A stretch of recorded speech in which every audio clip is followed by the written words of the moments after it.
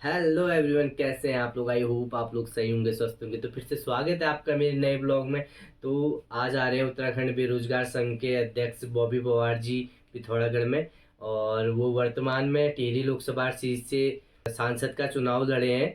और आप लोगों को मिलाते हैं यार, सीधे लेके चलते हैं वहाँ, क्योंकि वो पहुँच चुके हैं। तो चलते हैं, आप लोग ऐसे ही बने रहिए साथ में, उनके विचार आपको सुनाते हैं।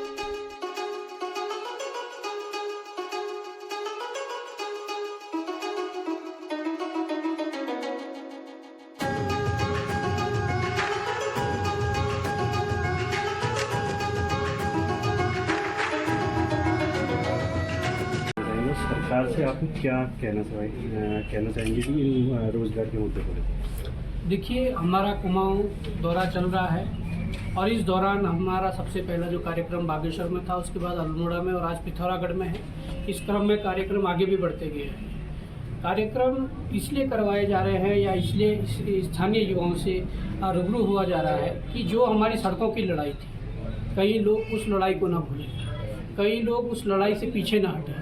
सड़कों की लड़ाई रोजगार की लड़ाई थी, सड़कों की लड़ाई भ्रष्टाचार पर प्रहार करने की लड़ाई थी, सड़कों पर लड़ाई जो बाद में बिरहद लूट जिसने लिया वो रोजगार के साथ साथ अपने जल जंगल जमीन बचाने की लड़ाई थी, मूल निवास भू कानून की लड़ाई थी। हमारे पहाड़ी क्षेत्रों को जिस प्रकार से हमारी सरकारों ने अनाथों की तरह छोड़ दिया है, वहाँ पर शिक्षा और स्वास्थ्य को बेहतर करने की लड़ाई थी। तमाम प्रकार की इस लड़ाइयों को लड़ने के लिए हम चाहते हैं कि प्रदेश भर के युवा दलगत राजनीति से ऊपर उठकर इस प्रदेश की बात करें, इस प्रदेश के समस्याओं की बात करें, इस प्रदेश के समस्याओं के समाधान की बात करें। हम चाहते हैं कि प्रदेश का युवा एकजुट होगा और कहीं ना कहीं जिस प्रकार का प्यार और समर्थन प्रदेश के युवाओं का मिल रहा है, उसके अलावा जो बड़ी बात है कि अभिभावकगण खुलकर सामने आने लगे हैं। वो अभिभावक जिन्होंने इस उत्तराखंड के लिए आंदोलन करा था और जिन्होंने सपने देखे थे कि उनके बच्चों को रोजगार मिलेगा, उनके बच्चों को पारदर्शी सिस्टम मिलेगा, कि उत्तराखंड का पलायन रुकेगा, वो अभिभावक आज साथ हैं। प्रदेश के तमाम भूतपूर्व सैनिक साथ हैं, तमाम प्रकार के जो राज्य आंदोलनकारी है वो साथ हैं, अधिवक्ता साथ हैं, सभी माताएं हमारे साथ हैं। तो मैं समझता हूँ कि ये एक दलगत राजनीति से ऊपर उठकर बात करने वाले लोगों का एक मजबूत संगठन और मजबूत एक ग्रुप कहीं ना कहीं हमारे प्रदेश के अंदर होगा, तो इस प्रदेश की बेहतरी के लिए काम किया जा सकेगा। Thank you. तो सभी को मैं धन्यवाद और आभार व्यक्त करना चाहता हूं कि आप सभी लोग यहाँ पर हम लोगों का उत्साहवर्धन और हमारा मनोबल बढ़ाने के लिए यहाँ पर आए। जैसा कि आप सभी को पता है, बॉबी भाई के बारे में आप सभी जानते हैं, उत्तराखंड बेरोजगार संघ के बारे में भी आप सभी लोग जानते हैं। आप सभी लोगों से मेरा यही निवेदन है कि यदि भविष्य में आपके बच्चे आपसे पूछें कि जिस वक्त उत्तराखंड में हमारी प्रदेश के भर्तियों को बेचा जा रहा था, जिस वक्त उत्तराखंड के अंदर जंगल जमीन बिक रहा था, जिस वक्त उत्तराखंड के अंदर बाहरी प्रदेश के लोग हावी होकर के हमारे सारे संसाधन को, चाहे नौकरी, जल जंगल जमीन जिसकी मैं बात कर रहा हूँ, वो लूट रहे थे, तो उस वक्त आप कहाँ थे? यदि आपके बच्चे आपसे पूछेंगे तो आप भी गर्व के साथ कह सकते हैं कि उस वक्त भी मैं सड़कों पर सरकार के खिलाफ आवाज बुलंद कर रहा था। ज्यादा कहते हुए आप सभी लोगों से मेरा यही निवेदन है कि बहुत जल्दी हम यहाँ पर एक कार्यकारिणी का भी गठन करेंगे और आप सभी लोगों की, जैसे अभी कुछ समस्याएं यहाँ पर दिए भी हैं, तो आप सभी लोगों की समस्याओं को लेकर के जिस प्रकार से अभी तक हम लोगों ने लड़ा है, आगे भी ये लड़ाई जारी रहेगी। धन्यवाद। जय देवभूमि उत्तराखंड। हमारे युवा साथी मुकेश पाठक हैं, मैं उनसे अनुरोध करूँगा कि 2 मिनट के अंदर अपनी बात को समाप्त करें। पहले तो माननीय बॉबी पवार जी का बहुत बहुत आभार। आपने पिथौरागढ़ की तरफ आपने अपनी दृष्टि बनाई, मैं अपना टाइम दिया। देखिए, अगर कोई एक बहुत बड़ा राजनीतिक बैकग्राउंड का कोई नेता हमारे साथ होता, कोई क्रिमिनल बैकग्राउंड का होता, कोई बहुत ही ज़्यादा पूंजीपति और व्यवसायी घराने का होता, तो हमारे सब होते माननीय। और जो बेरोजगारों के लिए जेल गया, बेरोजगारों के लिए लाठी खाई, हम युवाओं के लिए काम किया, किसी ने माननीय कहने की हिम्मत नहीं रखी। पहले तो सलाम करता हूँ माननीय। मामला यही आता है कि इन्हीं साथी ग्रुपों में से बैठे हुए कुछ लोग बोलेंगे हला मुकेश पाठक वाले गिला। पहले तो वैचारिक स्वतंत्रता होनी बहुत जरूरी है। मेरे बहुत साथी मुझे जानते हैं, मैं बिल्कुल वैचारिक रूप से स्वतंत्र हूँ और कोई सत्ता की ताकत मेरी इस विचारधारा की ताकत से बड़ी नहीं हो सकती है। मेरा न कोई राजनीतिक बैकग्राउंड है, ना मेरा कोई पॉलिटिकल बैकग्राउंड है, ना मेरा कोई ऐसा बिजनेसमैन का बैकग्राउंड है। मैं एक स्वतंत्र व्यक्ति हूँ और मेरी विचारधारा की पूरी स्वतंत्र दिखता है, इसलिए मैं यहाँ हूँ, इसलिए मैं वहाँ था, इसलिए मैं हर जगह हूँ जहाँ युवा होगा, जहाँ अन्याय होगा, जहाँ भ्रष्टाचार होगा। कोई जुल्मी इतना जुल्म नहीं कर सकेगा जो मेरी विचारधारा को दबा दे। याद रखना, पार्टीगत होके इधर विचारधारा उधर विचारधारा होके जरा सोच के देखो क्या हमारे लिए कौन सही है कौन गलत है। उस वक्त एक बहुत इंपॉर्टेंट पॉइंट पे बात डालना चाहता हूँ। अगर अभी कोई रैली हो रही होती जहां हमने कोई एक कलर का झंडा लहराना होता, शायद हम 1.5-2 घंटा पूरा वेट करते, पसीना बहा रहे होते, धूप में चल रहे होते। लेकिन आज इतनी डीप बात यहाँ पर चल रही है, जो सबसे महत्वपूर्ण मुद्दा है बेरोजगारी का, उसको सुनने के लिए हमें जल्दीबाजी होती है। मैं अपने लिए बिल्कुल टाइम नहीं मांग रहा हूँ, लेकिन बॉबी भाई जब भी बोलेंगे, क्या बॉबी भाई फ्यूचर में हमारा ऑप्शन है या अभी भी आशंकाओं की शंकाओं की दृष्टि से देख रहे हो, ये बॉबी भाई का जो संदेश आपको होगा वही तय करना होगा हमें कि क्या बॉबी भाई हमें ये कन्विंस कर पाएंगे चार रिश्तेदारी करके भीड़ मिलाने मात्र से नहीं होगा। वैचारिक रूप से आपसे जुड़ना पड़ेगा, सैद्धांतिक रूप से आपको जुड़ना पड़ेगा कि मैं इसके पीछे इसके ना होते हुए भी खड़ा रहूंगा।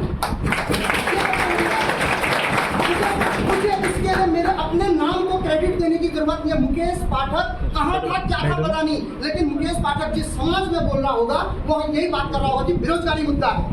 मुझे नाम की जरूरत नहीं है।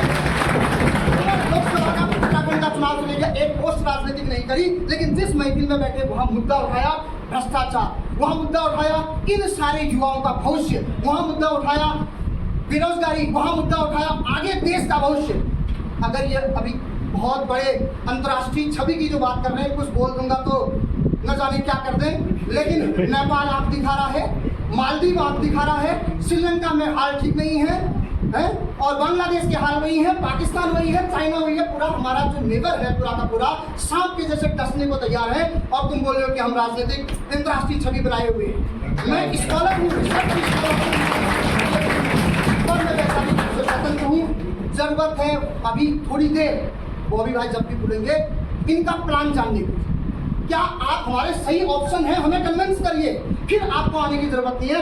एकला चले में काफिया पूरा काफिया आप राइट कैसे हैं, आप उन जैसे कैसे नहीं हैं, और भविष्य में आपकी क्या क्या प्लानिंग है, बस हम अपने आप हमारे पीछे जुड़े चलेंगे। इतना ही कहूँगा। Thank you. आज यहाँ पर युवाओं की आवाज बनकर उभर रहा एक बंदा नाम बॉबी पवार, उसका मैं आप सभी की तरफ से क्रांतिकारी अभिनंदन और स्वागत करता हूँ। आवाज एक मैंने उठाई थी, छोटी सी बात आपके बीच में रखना चाहूंगा, वो ये कि इन बच्चों को समानता का अधिकार दो। वो कैसे? आर्थिक आधार पर आरक्षण की मांग को लेके 101 दिन गांधी चौक में बैठा था। लोग कहते थे मेरे ही साथी, अरे तो फौजी लड़कों को पकड़ी लो, और आज जब उनका लड़का 3 नंबर 2 नंबर से रुक रहा है तो कह रहे हैं यार ये फौजी हो कहता तो ठीक ही था। और समानता आएगी कब? जब आर्थिक आधार पर आरक्षण मिलेगा। शिक्षा संस्थान खत्म, मेडिकल खत्म, सरकारी संस्थान में सब खत्म। डॉक्टर को अरे यार आरक्षण वाला डॉक्टर को मत दो भाई,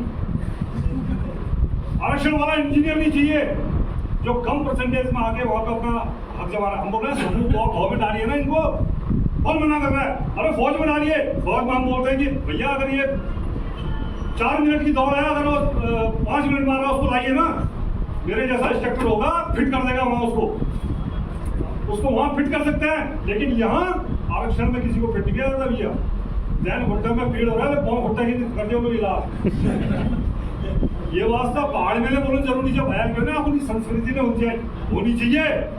और भैया हम आपका समर्थन करते हैं, और मैं हर किसी युवा से एक बात कहना चाहूंगा, सवाल करना सीखिए। अपनी बात को मैं यहाँ पे समाप्त करूंगा, लेकिन समाप्त करने से पहले आपके अंदर का जोश देखना चाहूंगा। जिंदाबाद, वंदे मातरम, जिंदाबाद। धन्यवाद, जय हिंद, जय मातृ। पार्टी के रूप में जितने भी लोग यहाँ पर आए थे, मैं आपका तहे दिल से शुक्रगुजार हूँ। एक अभिभावक के रूप में आप यहाँ पर आए हैं, और हमेशा बेरोजगार संघ पिथौरागढ़ हो या बेरोजगार संघ उत्तराखंड हो, उनके एक अभिभावक के रूप में आप हमेशा मार्गदर्शक के रूप में काम करेंगे। आपका बहुत बहुत धन्यवाद कि आपने अपना कीमती समय यहाँ पर निकाला है। घंटा लगी है नगर पालिका के लिए, मेरे से कह रहे थे कि कोई पॉलिटिकल बातें नहीं करेंगे, हम तो युवा हैं और युवा अगर पॉलिटिकल बातें नहीं करेगा तो ये सरकार डरेगी कैसे। मैं आप तमाम साथियों का धन्यवाद व्यक्त करता हूं और उत्तराखंड बेरोजगार संघ के युवा साथी बॉबी पवार को मंच पर आमंत्रित करता हूं कि वो अपनी बात यहाँ पर रखेंगे। युवा बॉबी पवार। बहुत बहुत धन्यवाद। तो हमें उत्तराखंडी होने के नाते सवाल यहाँ के लिए शिक्षा के लिए करना, सवाल यहाँ स्वास्थ्य के लिए करना, सवाल यहाँ रोजगार के लिए करना। हमारी हमेशा से मांग रही है कि इस प्रदेश में एक रोजगार नीति बने। वो रोजगार नीति सरकारी क्षेत्र में नौकरियां देने के लिए, वो रोजगार नीति निजी क्षेत्रों में नौकरियां देने के लिए, वो रोजगार नीति स्वरोजगार से कैसे आत्मनिर्भर इन युवाओं को बनाया जाए, वो रोजगार नीति उस क्षेत्र के लिए होनी चाहिए। संघर्ष रोजगार नीति के लिए करना पड़ेगा और हम ये चाहते हैं कि वो रोजगार नीति के बाद जो आपने कैलेंडर की बात की थी, हम तो लंबे समय से मांग कर रहे हैं कि एक वार्षिक कैलेंडर होना चाहिए। और वो वार्षिक कैलेंडर कैसा हो? वो वार्षिक कैलेंडर ये हो कि हर साल हमारे युवाओं के संज्ञान में ये बात उस वार्षिक कैलेंडर के माध्यम से पता लग जानी चाहिए कि साल वर्ष 2024 में कितनी भर्तियां होनी है, किन विभागों में भर्तियां होनी है, कब विज्ञापन जारी होने हैं, कब हमारे जो उसकी परीक्षा होनी है और कब उसके परिणाम घोषित होने हैं। आज कोई युवा, आज तो चलो थोड़ा बहुत जब से आप लोगों ने हिम्मत दिखाई, जब से आप लोगों ने आंदोलन किए, तब से थोड़ा बहुत सुधार आयोगों में भी आया है, सरकारों में भी आया है।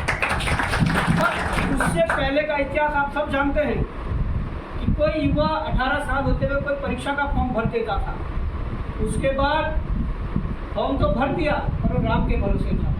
आप 19 के हो गए, 20 के हो गए, 21 के हो गए, 22 के हो गए और वो परीक्षा नहीं होती थी। परीक्षा हो भी जाती तो आप 23-24 के हो गए, तब जाके कभी परीक्षा परिणाम निकलता था। आज तो हमें गढ़वाल कुमाऊं में लड़वा दिया जा रहा है।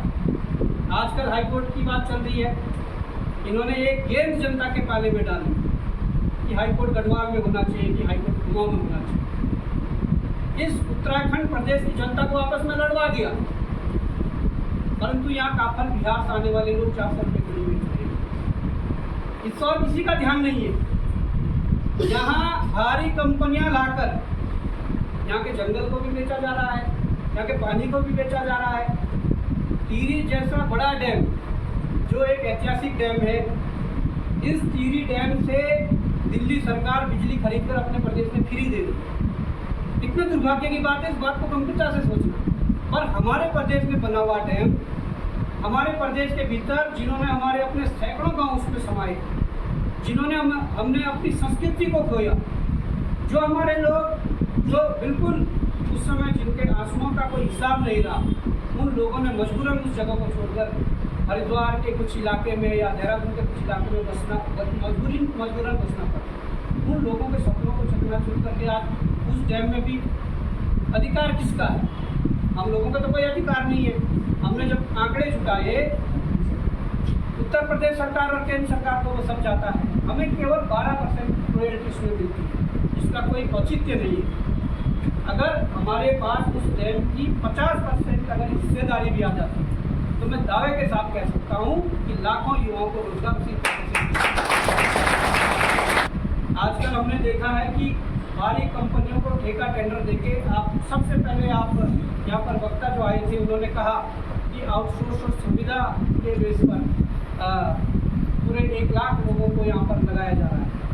अगर वो 1 लाख लोग हमारे हैं, इस प्रदेश के हैं, वो कुमाऊं से हो, गढ़वाल से हो, चौंसार से हो, तो ठीक है।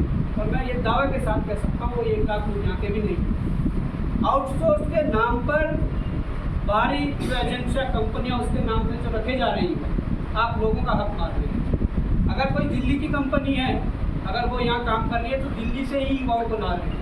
हरियाणा की कोई कंपनी, वहीं से कंपनी को ला रहे हैं। केवल सरकारी नौकरी के लिए आप पढ़िए, क्योंकि आप लोगों ने सपने सजोए हैं, आप लोगों के माँ बापों ने सपने सजोए हैं। और हम चाहते हैं, हम ये आज दावे के साथ कह सकते हैं कि आप निश्चित होकर पढ़िए।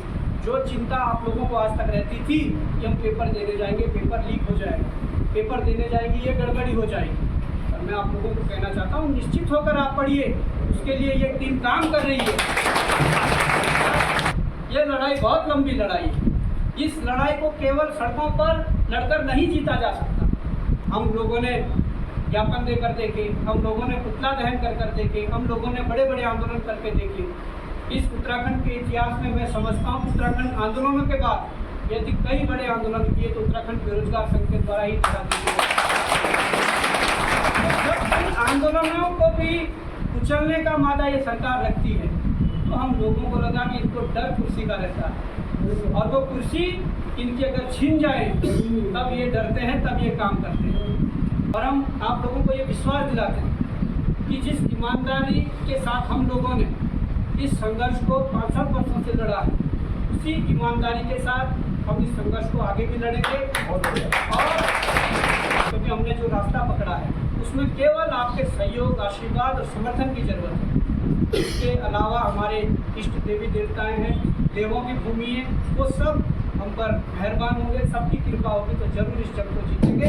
और मैं कहना चाहता हूँ, आप सबका पुनः धन्यवाद देना चाहता हूँ, आपका आभार प्रकट करना चाहता हूँ। और इन्हीं शब्दों के साथ मैं ये कहता हूँ कि इन सवालों पर जो हमने विचार रखे, इन विचारों पर जरूर अमल करें। जय हिंद, जय भारत, जय उत्तराखंड। मैं सिर्फ इतना कहना चाहता हूँ साथियों, जब आंदोलन हुए हैं, इस आंदोलन की धरती पिथौरागढ़ से जरूर पहला बिल्कुल यहाँ से बजा है, और आगे भी हम लोग आपके साथ कंधे से कंधा खड़ा करते हुए आगे को आपके साथ निकलेंगे। और आपको इतना आह्वान दिलाना चाहता हूँ, जो भी लड़ाई देहरादून के अंदर लड़ी जाएगी, उस लड़ाई को पिथौरागढ़ शहर में भी उतनी हिम्मत बेरोजगार साथियों का, अभिभावक संघ के साथियों का, सभी साथियों का धन्यवाद व्यक्त करता हूँ। अंत में मैं अभिषेक कोरा जी को समापन के लिए यहाँ पर आमंत्रित करूँगा। अभिषेक कोरा। सर्वप्रथम मैं हमारे जो देहरादून से चक्राता से बड़े भाई बॉबी पवार जी आज पिथौरागढ़ में आए हैं, उनका स्वागत है, अभिनंदन है। उनके साथ पेट कुरंगा जी, बाकी 2 युवा साथी और आए हुए हैं। सबसे बड़ी बात यह है, देखिए 5 लोकसभा सीट पूरे उत्तराखंड में 50 से ज़्यादा कैंडिडेटों ने चुनाव लड़ा। ऐसा जनमिलन कार्यक्रम पूरे उत्तराखंड में अगर चुनाव के बाद हुआ है, लोकसभा चुनाव के बाद, तो आप